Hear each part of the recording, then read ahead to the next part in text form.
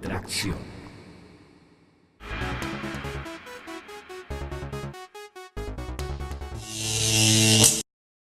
Llegamos al final del programa y ya tenemos en el diván de la doble tracción a John Vega, candidato presidencial del Partido de los Trabajadores, educador, dirigente sindical de APSE, con 33 años en este mundo, no muy lejos de nosotros, activista contra el TLC y no hace tanto fue representante en el Consejo Universitario de aquí, la Universidad de Costa Rica. Algunas de sus palabras son: queremos levantar la bandera del obrero que vive con salarios de hambre, sin pago de horas extra y que ningún otro partido defiende.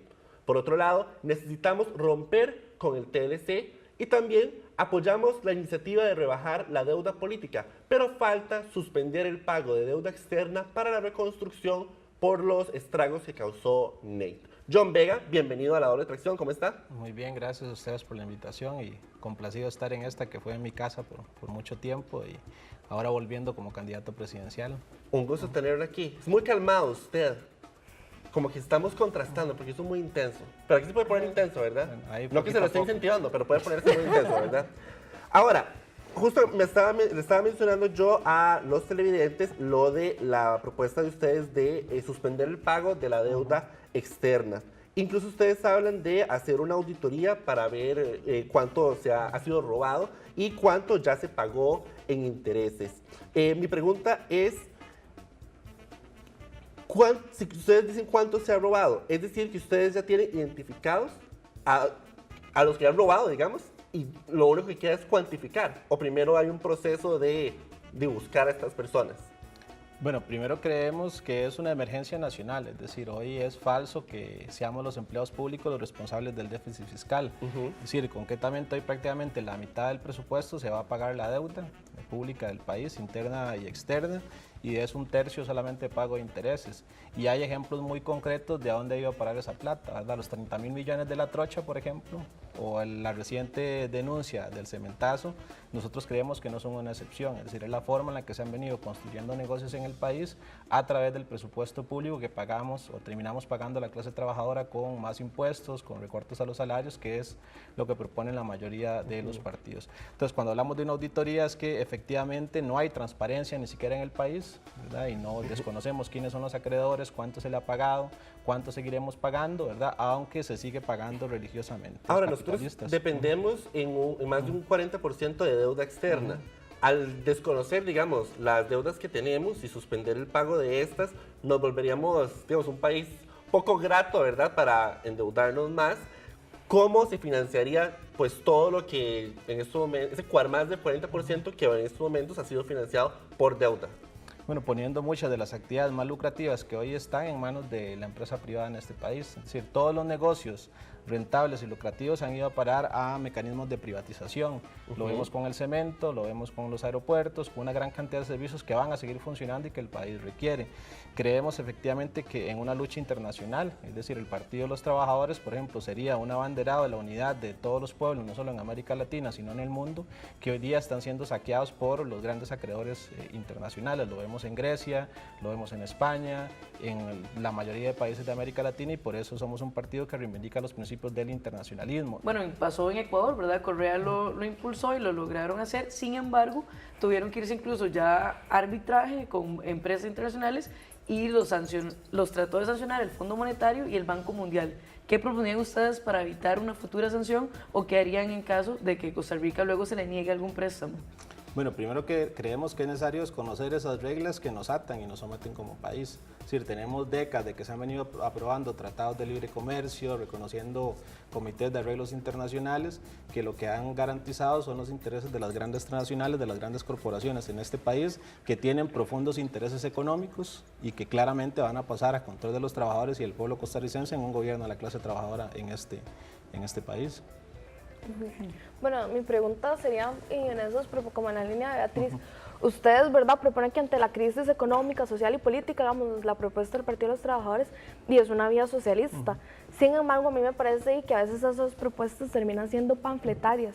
Por ejemplo, cuando hablan como reducir la tasa de desempleo, proponen no reducir las 40 horas laborales sin reducir los salarios. ¿Cómo harían ustedes para que el sector privado acate eso Y en segunda instancia, digamos, en las instituciones públicas, ¿de dónde saldrían los nuevos salarios con el déficit fiscal que está presentando el país? Sí, yo creo que se puede ver como algo panfletario si usted saca el panfleto nada más en las elecciones, que es la que hacen la mayoría de partidos, es decir, los partidos toman nuestras necesidades como clase trabajadora y las sacan en tiempos de campaña electoral. Nosotros más bien hemos hecho todo lo contrario, ¿verdad? Es decir, de hace 4 años para acá hemos ido a intentar organizar a los trabajadores en sus centros de trabajo, en las plantaciones piñeras, para luchar por esas reivindicaciones, no solo de la rebaja de la jornada de trabajo, que es un planteamiento que estamos haciendo, sino por sus reivindicaciones más básicas. Es decir, hoy en Costa Rica más de 1.300.000 trabajadores no se les respetan sus derechos elementales de aguinaldo, seguridad social y pago de horas extra. Y eso pasa porque no se respeta ni se garantiza el derecho básico de libre organización sindical en la empresa privada. Pero don John, ahí perdón, metiendo, ¿don John o John? Porque no sé. Como gusta, John, pero me refiero a John porque Sí, me hace John. sentir más de este Don lado John, que del, no, del otro. sí, tiene una Que cacofonía al margen. como rara. Sí, don John suena raro. Metiendo la cuchara con lo que dice Paola, bueno, lo que yo interpreto cuando ella habla de panfletario es que no encuentra como el cómo, ¿verdad? O sea, ustedes tienen unas aspiraciones muy claras, como la defensa y protección absoluta del cumplimiento de los derechos de los y las trabajadoras en este país, pero ¿cómo lograr eso? Usted menciona el pago de aguinaldo, salario mínimo es un aspecto muy importante en Costa Rica, ¿verdad? 3 de cada 10 trabajadores no reciben el salario mínimo que por ley merecen, pero ¿cómo van a lograrlo? O sea, ¿cómo van a financiar la solución para estas situaciones? Usted habla de la parte de organizar a los trabajadores, es absolutamente cierto. De hecho, hay una corriente teórica que habla de que una de las maneras para lograr el cumplimiento del salario mínimo es el empoderamiento del trabajador. Pero por otro lado, tenemos a un Ministerio de Trabajo que para lograr identificar cuáles son las empresas que no están cumpliendo, pues hay una necesidad de que haya una inspección y que se lleve un debido proceso. Para aumentar las inspecciones se ocupa más recursos. El Partido de los Trabajadores tiene pensado de alguna manera, digamos, sí, bien, organizar la clase trabajadora, pero cómo fortalecer también los mecanismos legales, institucionales que hay ahorita, pues para que un trabajador pueda denunciar a quien no le cumple sus derechos. Bueno, yo creo que primero reconociendo que esos mecanismos institucionales no sirven. Es decir, Ok. el Ministerio de Trabajo hoy, como mínimo, debería ser neutral, pero ni siquiera eso es. Hoy claramente el Ministerio de Trabajo y nuestra experiencia acompañando luchas obreras en todo el país es que el Ministerio de Trabajo es un aliado directo de los intereses empresariales, protege y encubre. Usted ahorita también hablaba un poco sobre empresas públicas que fueron privatizadas.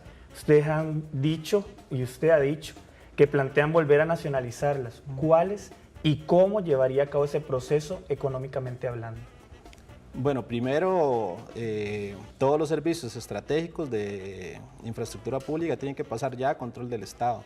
Por ejemplo, hoy lo que ocurre en la Ruta 27, por la cual yo viajo todos los días para mi trabajo, es un robo y es un asalto a mano armada. Una carretera que ya existía, por la cual vamos a seguir pagando todavía más de una década altos peajes, ¿verdad? Y cuya empresa ya recuperó la inversión que hizo. Y eso es una muestra, es decir, es un monumento a lo que significan los intereses privados, ¿verdad? Garantizando negocios que el Estado y sus instituciones deberían de garantizar. Entonces creemos que las carreteras como la Ruta 27, los puertos del Caribe, los puertos del Pacífico que fueron entregados a grandes acreedores en la industria del cemento, por ejemplo, a propósito del cementazo, uno escucha a los partidos rasgándose las vestiduras porque el señor este trajo cemento de China, pero no escucha ningún partido proponiendo que el Estado recupere la función que ya tenía en el pasado con Cempasa, con Cementos del Pacífico. Nosotros garantizábamos la industria del cemento nacional. Eso se pasó a intereses privados que hoy son manejados por 2 grandes corporaciones y un tercero que quiso entrar en disputa y pareciera que está cayendo en desgracia, ¿verdad? Bueno, pero es que yo creo que tal vez el Partido de los Trabajadores ha sido el único partido que ha sido frontalmente, o le ha declarado frontalmente la guerra a la empresa privada. En un país que tiene 8.5% de desempleo, sobre todo en mujeres, siendo más grande ese desempleo, 13.8%, y que en el país más del 80-85% de los hogares costarricenses, su fuente de ingresos viene en la empresa privada, ¿no le parece a usted que es bastante preocupante declararle la guerra a la principal fuente de ingresos del país? Porque estamos hablando de intereses transnacionales y corporaciones y este tipo de cosas, pero actualmente el país exporta más de 5 millones de productos al extranjero. O sea, tenemos más productos de exportación que personas en el país y mucho de eso sale de iniciativa y de fuente de ingreso privada costarricense. Entonces, por un lado tenemos eso, tenemos aumentar salarios, tenemos reducir jornada laboral, pero también cargar con más impuestos y desconocer los mecanismos internacionales a través de los cuales el país puede acceder a deuda extranjera. Entonces, ¿cómo haríamos para mantener a flote el país, la economía nacional, sin aislarnos como otros países latinoamericanos que ya están viviendo en este momento las consecuencias? Bueno, nosotros creemos que poniendo la riqueza en manos de quien la produce, que es la clase trabajadora en este país. Es decir, es falso que en el país no hay riqueza. Lo que pasa es que está concentrada y está pensada en garantizar la acumulación en grandes intereses capitalistas, nacionales y transnacionales. Entonces es falso que en el país no haya riqueza. Ahora, usted, como dijimos al inicio de este segmento, usted fue el líder aquí estudiantil, ¿verdad? Fue parte del Consejo Universitario.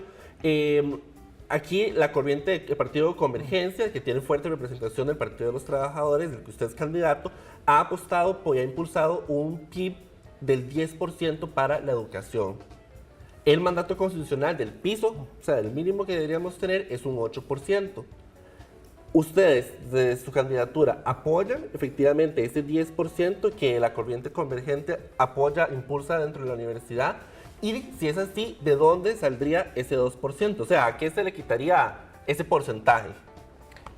Sí, lo apoyamos y ya nos parece una vergüenza que en este gobierno del PAC, que fue uno de los partidos que apoyó la reforma constitucional hace algunos años, ¿verdad?, del 6 al 8%, se haya declarado incapaz de garantizar ese porcentaje. Y es más vergonzoso aún que las federaciones de estudiantiles ligadas a ambos partidos, ¿verdad?, al PAC y al Frente Amplio, que ha sido el principal sostén de este gobierno, pues no se hayan puesto al frente de la movilización estudiantil para garantizar más presupuesto para la educación. Efectivamente creemos que ya solo ese 8% es innecesario, ¿verdad?, tiene que avanzarse hacia un 10%, que de hecho ya en muchos países se garantiza ese porcentaje para la educación. ¿Pero a qué le recortarían ese 2%? Nosotros le recortaríamos en primera instancia el pago de los intereses de la deuda y creemos que es necesaria una reforma fiscal también que grave actividades lucrativas en el país que hoy están exentas de impuestos. Por ejemplo, ¿quiénes son los que más se benefician de la formación técnica, profesional y académica de este país? Gran parte de las empresas de zonas francas. Y pago más yo impuestos de renta, que me lo rebajan todos los meses, ¿verdad?, en la segunda quincena del mes, que una gran corporación transnacional de zonas francas que está establecida, que se ahorran cientos de millones de colones al año, y es plata que podría ir a parar también a financiar la educación, porque ellos se supone que están acá porque hay un muy buen capital humano, ¿no? Es decir, hay una muy buena formación profesional. Entonces, si quieren buenos profesionales, que paguen también. O sea, que ustedes apostarían a lo que se liberaría de dinero con lo de suspender el pago de la deuda y a entrarle a exoneraciones para financiar un 2% del PIB, que es 1.14 miles de millones de dólares. De acuerdo. Tenemos tiempo para una pregunta más, Beatriz, éntrele. Vamos a ver, en su plan, bueno, proponen lo que es que el no pago de impuestos para los trabajadores. Sin embargo, dentro de la propia universidad tenemos profesores que ganan un salario de hasta 8 millones de colones. Entonces, ¿pagarían ellos o no pagarían impuestos o cómo está el tema del salario? Bueno, es que yo creo que primero habría que ver quiénes son los que ganan esos 8 millones de colones. Yo creo que es una minoría con las cuales nosotros hemos tenido profundas diferencias, ¿no? Es decir, una aristocracia universitaria que es la minoría. El grueso de la población laboral, administrativa y docente no gana eso. Es decir, y entonces claramente hay una gran injusticia en relación a eso. Eso no creemos que se vaya a resolver, por ejemplo, atacando las anualidades, porque a quien le perjudica no es ese que gana 8 millones, a quien le perjudica es al conserje, al camarógrafo que está acá grabando, al profesor interino que con esas anualidades redondea más o menos su salario para poder completar los meses que no se les paga, porque muchos no tienen ni siquiera continuidad asegurada. Entonces, bueno, si se quieren rebajar los salarios, yo querría ver al Consejo Universitario aprobando rebajarse los salarios de todos los catedráticos de esta universidad. Con esas palabras terminamos. Muchas gracias, John Vega, candidato del Partido de los Trabajadores. La próxima semana tendremos con nosotros a Otto Guevara, candidato del Movimiento Libertario. Nos vemos aquí. Bueno, esto es como de movimiento brusco, pero bueno, nos vemos aquí en La Doble Tracción.